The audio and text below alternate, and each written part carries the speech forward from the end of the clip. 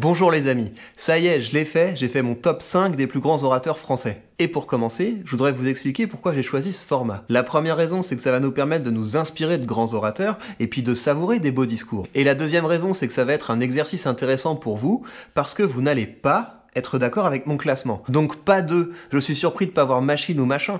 Non, non, vous n'allez pas être surpris. Je vous le dis, vous n'allez pas être d'accord avec mon classement. Et c'est justement ça qui est intéressant. Parce que je vous l'ai déjà dit, mais j'aimerais que cette chaîne, ça évolue vers une espèce d'atelier de rhétorique, et donc que quand vous veniez voir mes vidéos, vous en profitiez pour vous former. Et donc aujourd'hui l'exercice c'est d'aller au-delà de j'aime ou j'aime pas telle personnalité, et de faire l'effort de justifier un jugement sur la compétence d'un orateur. Et pour que l'exercice soit intéressant, je vais vous donner les deux critères qui distinguent les grands orateurs. Let's go!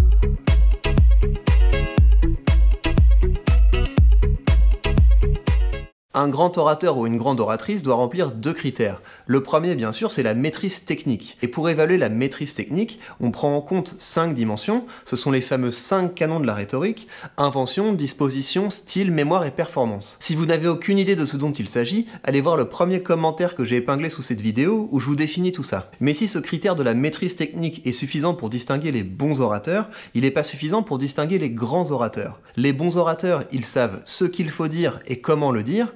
Les grands orateurs le savent aussi, mais en plus leurs discours ont un impact réel sur l'histoire. Avec ces critères à l'esprit, c'est parti pour le top. En 5e position, je mets Christiane Taubira. Pourquoi Taubira? Eh bien parce qu'elle a un vrai style.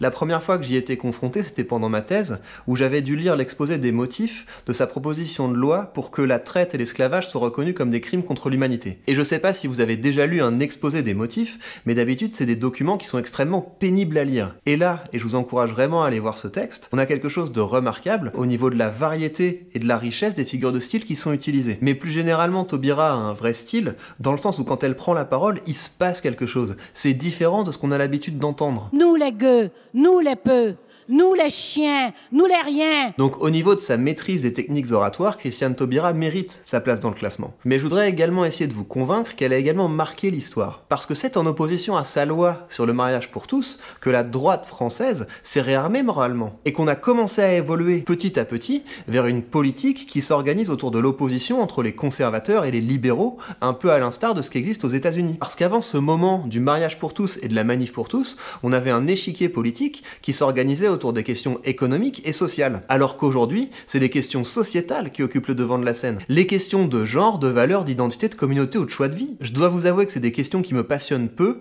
et j'espère qu'avec les enjeux climatiques et environnementaux, on va renouer vers des combats politiques d'un autre niveau. Ceci dit, avec cette loi qu'elle a portée avec verve... Alors oui, monsieur le député, le gouvernement présente un texte de loi de grand progrès, de grande générosité, de fraternité. Christiane Taubira a amorcé un changement profond, un changement réel dans le paysage politique français, ce qui justifie selon moi sa place dans ce classement. En 4e position, j'ai nommé Dominique de Villepin. Pourquoi je mets de Villepin? Eh bien parce que même s'il n'a fait qu'un seul grand discours, c'est pour moi le dernier grand discours français sur la scène internationale.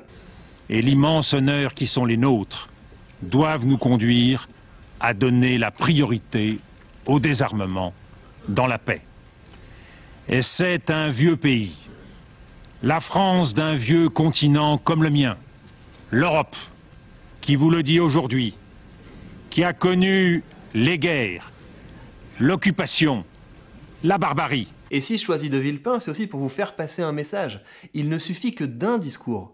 Il ne suffit que d'un seul discours pour marquer l'histoire, si vous avez les valeurs, le courage et l'éloquence de dire ce qu'il faut, comme il faut et quand il le faut.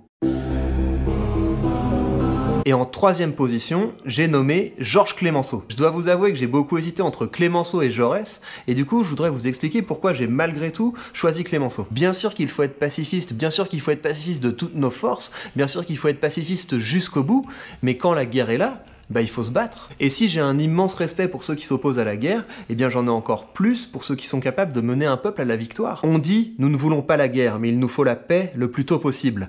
Ah, moi aussi j'ai le désir de la paix, le plus tôt possible. Tout le monde la désire. Il serait un grand criminel celui qui aurait une autre pensée. Mais il faut savoir ce qu'on veut. Ce n'est pas en bêlant la paix qu'on fera taire le militarisme prussien. En deuxième position, Victor Hugo. Bien sûr Victor Hugo, évidemment Victor Hugo, même si j'ai pas eu la chance d'entendre sa voix, il suffit que je lise son discours sur la misère ou son discours sur l'Europe pour avoir des frissons. Un jour viendra où les armes vous tomberont des mains à vous aussi.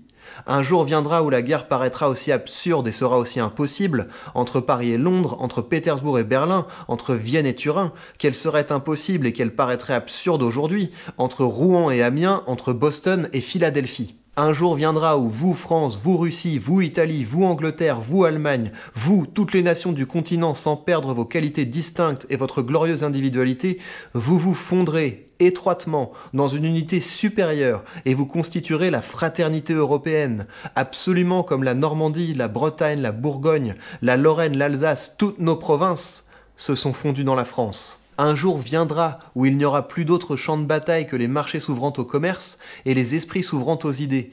Un jour viendra où les boulets et les bombes seront remplacés par les votes, par le suffrage universel des peuples. Un jour viendra où l'on montrera un canon dans les musées comme on y montre aujourd'hui un instrument de torture, en s'étonnant que cela ait pu être. Si vous voulez exercer votre éloquence, commencez par Victor Hugo. Rien que le fait de lire ses textes à haute voix, ça fait de nous de meilleurs orateurs, mais je pense que ça fait aussi de nous de meilleures personnes. Donc si c'est pas déjà fait, allez vite lire son discours sur la misère. Et en première position, le plus grand, Charles de Gaulle.